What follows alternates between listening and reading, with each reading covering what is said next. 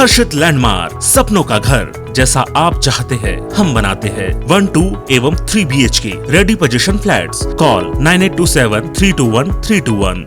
हम हैं Singhania Buildcon.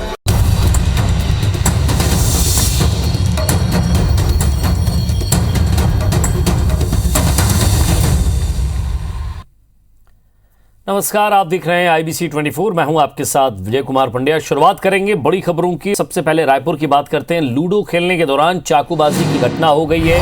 Car सवार 3 बदमाशों ने चाकू से हमला कर दिया है। वीरेंद्र रात्रे नाम का युवक हमले में घायल हुआ है। युवक को मेकाहारा में भर्ती कराया गया है। तो खमतराई थाना इलाके का ये मामला है, जहां शहर में एक बार फिर से चाकूबाजी की घटना से लोग दहशत में हैं।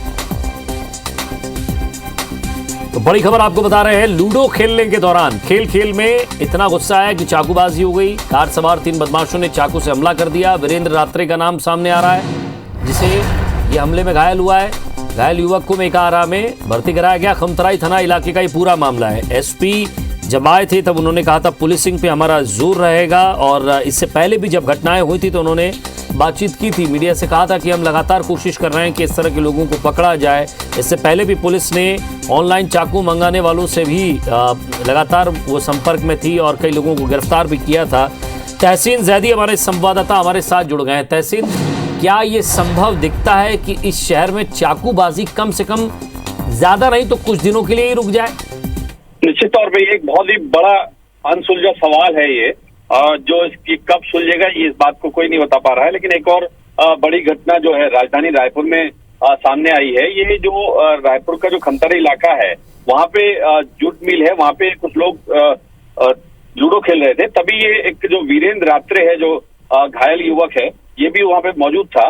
बताया जा रहा है कि पुरानी रंजिश है। एक लालू नाम के युवक की एक पहले हत्या की गई थी, तो उसमें ये जो वीरेंद्र रात्रे घायल युवक, इसका भाई का नाम आया था जो जेल में है। उसी की रंजिश के चलते ये 3 युवक वहां पहुंचे थे, जिसमें से जो बात सामने आई है, जग्गा, भरत और सिद्धू, ये 3 लोग कार में पहुंचे हैं। और पहुंचने के बाद उसमें जो सिद्धू है, उसने एक देसी कट्टा उसके सर में टिकाया है और टिकाने के बाद फायर मारा है, लेकिन वो मिस फायर चला गया। उसके बाद भरत नाम का जो आरोपी है, उसने अपनी जेब से चाकू निकाल के उसके पेट और सर में चाकू मारा है, जिससे वो गंभीर रूप से घायल हो गया। जब तक वहां मौजूद लोग समझ पाते तब तक ये तीनों आरोपी फिर से कार में सवार होकर मौके से फरार हो गए।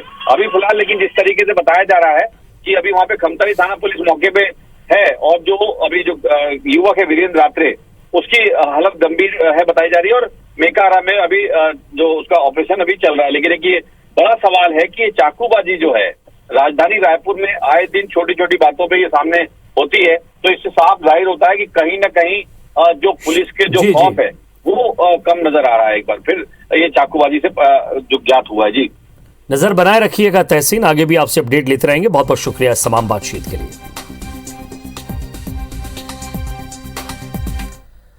और पंजाब में कई महीनों से चल रहे सियासी घटनाक्रम के बाद आखिरकार आज कैप्टन अमरिंदर सिंह ने मुख्यमंत्री पद से इस्तीफा दे दिया है। उनके साथ ही मंत्रिमंडल के सारे सदस्यों ने भी इस्तीफा दे दिया है। वहीं चंडीगढ़ स्थित पंजाब कांग्रेस भवन में चल रही विधायक दल की बैठक खत्म हो गई है। वहां सर्वसम्मति से पंजाब में नया सीएम का चेहरा चुनने का अधिकार कांग्रेस अध्यक्ष सोनिया गांधी को दे दिया गया है। इस्तीफे के बाद कैप्टन अमरिंदर सिंह ने कहा कि जिन पर कांग्रेस हाईकमान को भरोसा हो उसे सीएम बना दे। नवजोत सिंह सिद्धू पर निशाना साधते हुए उन्होंने कहा कि जो लोग मुख्यमंत्री बनना चाहते थे उन्हीं ने मेरे खिलाफ सारा माहौल तैयार किया। साथ ही सिद्धू मुख्यमंत्री पद के लिए कैपेबल नहीं है। मैं मुख्यमंत्री के तौर पर सिद्धू को कबूल नहीं करूंगा, जो एक मंत्रालय तो चला नहीं सका, फिर पूरी सरकार क्या चलाएगा। उन्होंने ये भी कहा कि कांग्रेस हाईकमान को मुझ पर भरोसा नहीं है, मेरा अपमान हुआ है। राजनीति में 52 साल लंबे कैरियर वाले कैप्टन अमरिंदर सिंह 9.5 साल पंजाब के मुख्यमंत्री रहे। बीजेपी में जाने के सवाल पर उन्होंने इनकार भी नहीं किया। उनका कांग्रेस पार्टी का अपना काम है, जिसको बनाना है चीफ मिनिस्टर या नहीं बनाना। लेकिन अगर सिद्धू को फेस बनाएंगे, I will oppose for my sake of my country. Sidhu तो बाजवे के साथ है, सिद्धू इमरान खान के साथ है, और डेली मेरे पाकिस्तान अपने कश्मीर में मेरे जवान मारे जा रहे हैं। You think I am going to accept mister Sidhu? As the face for Pakistan, जब 700 किलोमीटर का हमारा बॉर्डर है। और भाजपा शासित राज्यों में मुख्यमंत्रियों को बदले जाने को लेकर छत्तीसगढ़ में भी सियासी जंग छिड़ गई है। भाजपा और कांग्रेस दोनों एक दूसरे पर निशाना साध रहे हैं। पहले कांग्रेस के संचार विभाग के प्रमुख शैलेश नितिन त्रिवेदी ने 6 महीने के भीतर के 5 मुख्यमंत्रियों के बदले जाने पर विवादित बयान दिया। वहीं यह भी कहा कि छत्तीसगढ़ में रमन सिंह 15 साल मुख्यमंत्री रहे, इसका खामियाजा भी भाजपा भुगत रही है। उसके बयान पर पलटवार करते हुए पूर्व मुख्यमंत्री डॉक्टर रमन सिंह ने कहा है कि मुख्यमंत्रियों को बदलने का भाजपा में ही ये काम संभव है। भाजपा ही नए लोगों को मौका देने की हिम्मत और ताकत रख सकती है। रमन सिंह जी 6 महीने में भाजपा की राज्य सरकारों के जिन 5 मुख्यमंत्रियों के बदले जाने पर गर्व की अनुभूति कर रहे हैं, इन 5 मुख्यमंत्रियों को नालायक पाए जाने पर ही भाजपा ने बदला है। उत्तराखंड में तो 3 माह में 2-2 बार मुख्यमंत्री बदलना पड़ा। भारतीय जनता पार्टी की हिम्मत है जो ऐसे प्रयोग कर सकती है नए लोगों को मौका देने का। कांग्रेस को तो 4 महीने लग गए एक मुख्यमंत्री को बदलने के लिए विचार करते करते, और आज कोई मुख्यमंत्री छत्तीसगढ़ में नहीं है, यही स्थिति है। तो ये प्रयोग माननीय मोदी जी के नेतृत्व में इस देश में हो रहा है और होता रहेगा। रायपुर के दौरे पर आई भाजपा की छत्तीसगढ़ प्रभारी डी पुरेंदेश्वरी ने गुजरात की तरह छत्तीसगढ़ में भी बीजेपी संगठन या नेतृत्व परिवर्तन के सवाल पर कहा कि अगर कहीं चूक है तो उसे ठीक करना है। उन्होंने कहा कि संगठन को बढ़ावा देना है, बढ़ाना है, उसे मजबूत करना है, इसलिए कुछ अंतराल पर लगातार बैठकें की जा रही है। पुरेंदेश्वरी ने यह भी कहा कि हम लगातार अंतराल पर बैठक करते ही रहते हैं, लेकिन बदलाव की बात से इनकार नहीं किया जा सकता। डी पुरेंदेश्वरी ने कहा कि राज्य सरकार को घेरने की रणनीति बनाई जाएगी। थूक वाले बयान के विवाद के बाद पहली बार छत्तीसगढ़ आई डी पुरेंदेश्वरी ने इस पर सफाई देते हुए कहा कि आज मैंने उस घटना से जुड़े समाचार की वीडियो और समाचार क्लिप देखे, ये बहुत दुखद था, लेकिन उन्होंने इस विषय पर सवाल कांग्रेस से पूछे जाने की भी बात कही।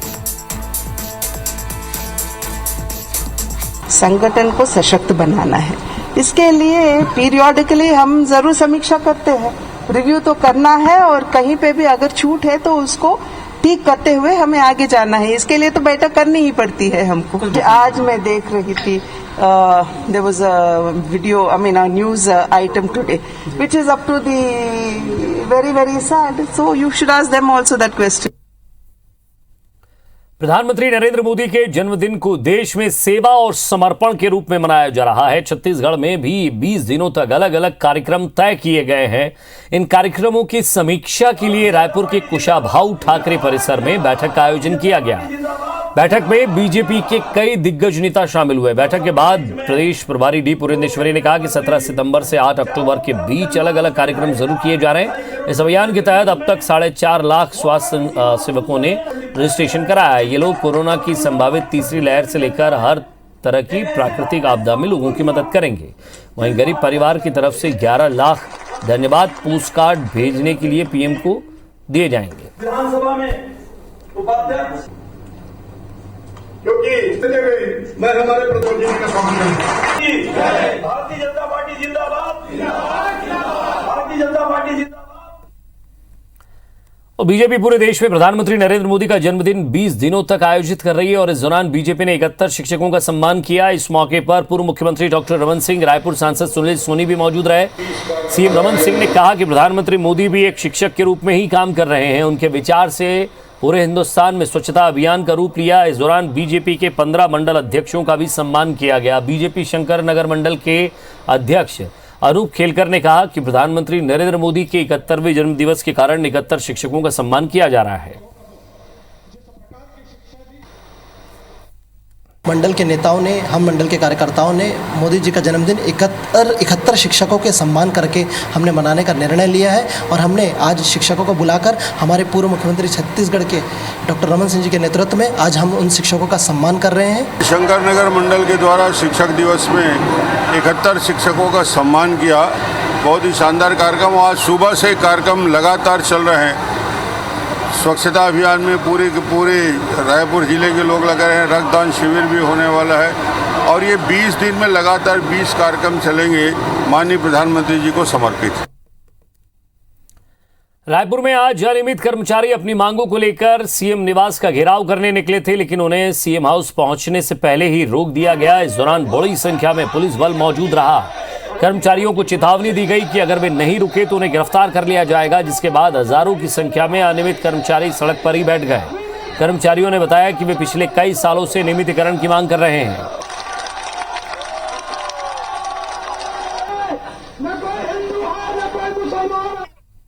हमारे कोरोना योद्धाओं के साथ बहुत बड़ा अन्याय हुआ है, विद्युत मंडल के कर्मचारियों के साथ अन्याय हुआ है। कुल मिलाकर छत्तीसगढ़ की माटी में यह शोषण, यह अनियमित कर्मचारियों का नियमितीकरण जब तक नहीं होगा, ये आंदोलन जारी रहेगा। डू और डाई करो या मरो, हमको परमानेंट करो। हम लोग मुख्यमंत्री निवास का घेराव करने गए हैं। जो हमारे 20,000 नियमित पद निकाला गया है उसको तत्काल निरस्त करते हुए हमारे सारे नियमित कर्मचारियों को समायोजित की जाए। जो 8,000 हमारे कर्मचारियों को निकाला गया है उन्हें तत्काल सेवा में लिया जाए और जिनके वेतन वृद्धि नहीं हो रही है उनकी तत्काल। जांजगीर चांपा क्षेत्र की सड़कों की बहाली को लेकर विधायक नारायण चंदेल ने प्रशासन को आंदोलन करने की चेतावनी दी है। सड़कों की मरम्मत और नए यहां निर्माण करने के लिए विधायक ने सीएम से लेकर लोक निर्माण विभाग के मंत्री को भी पत्र लिखा है।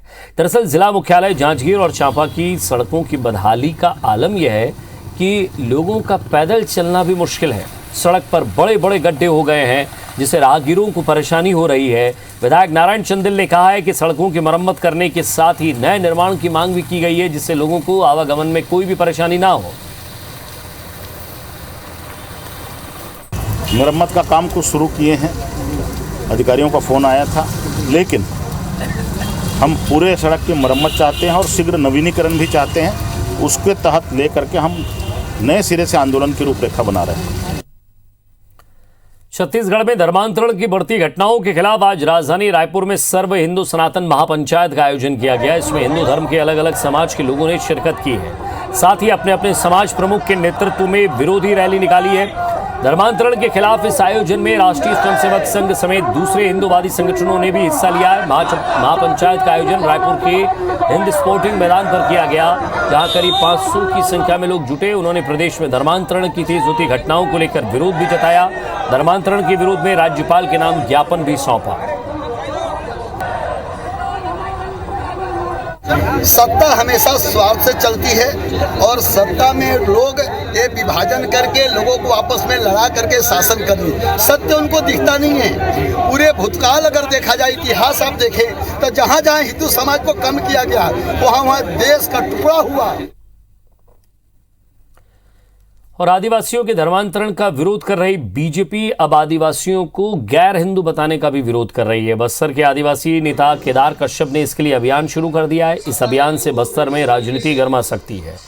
बस्तर संभाग के अलग अलग जिलों में चुनाव से पहले कई नेता इस अभियान में शामिल हो सकते हैं। पूर्व मंत्री केदार कश्यप ने कहा कि सैकड़ों सालों से बस्तर का आदिवासी समाज देवी देवताओं की पूजा करता आ रहा है। उन्होंने कहा कि कुछ अलगाववादी और मिशनकारियों के इशारे पर इस तरह की कोशिश की जा रही है। देखिए, पिछले कुछ वर्षों से लगातार विघटनकारी तत्व और असामाजिक तत्व पूरे प्रदेश में हावी हैं और लगातार हमारे लोगों के बीच में भ्रांतियां फैला रहे हैं। राज्य सरकार को उस पर एक्शन लेना चाहिए, लेकिन राज्य सरकार ऐसे लोगों को पर एक्शन न लेते हुए बल्कि उनको साथ दे रही है। छत्तीसगढ़ सर्व आदिवासी समाज में गुटबाजी थमने का नाम नहीं ले रही है। छत्तीसगढ़ सर्व आदिवासी समाज के एक गुट ने दूसरे गुट के महाबंद से किनारा कर लिया। आपको बता दें कि 20 सितंबर को समाज के दूसरे गुट ने महाबंद का आयोजन किया था। समाज के पदाधिकारियों ने जानकारी देते हुए बताया कि छत्तीसगढ़ सर्व आदिवासी समाज ने सर्वसम्मति से भारत सिंह को प्रांतीय अध्यक्ष और हीरालाल नायक को प्रांतीय महासचिव नियुक्त किया है। इस दौरान पदाधिकारियों ने दूसरे गुट पर निशाना साधते हुए कहा कि 20 सितंबर को दूसरे गुट के आयोजित महाबंद का समर्थन नहीं करेंगे। वो हमारा संगठन नहीं है, हमारा संगठन के द्वारा घोषित कार्यक्रम नहीं है, इसलिए हम लोग उसमें ना सम्मिलित होंगे और उसका विरोध करेंगे। सीएम भूपेश बघेल ने आज गणेश पंडाल पहुंचकर भगवान के दर्शन किए। सबसे पहले वो कालीबाड़ी गणेश पंडाल पहुंचे और विराजमान भगवान गणेश की मूर्ति के दर्शन किए। उन्होंने प्रदेश की खुशहाली का आशीर्वाद लिया और कामना भी की।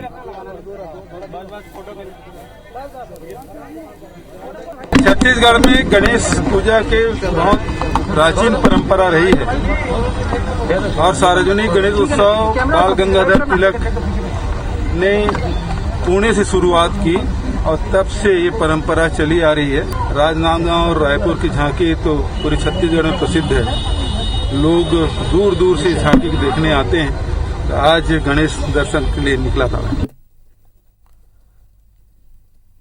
और इसी के साथ फिलहाल इस बुलेटिन में इतना ही। नमस्कार।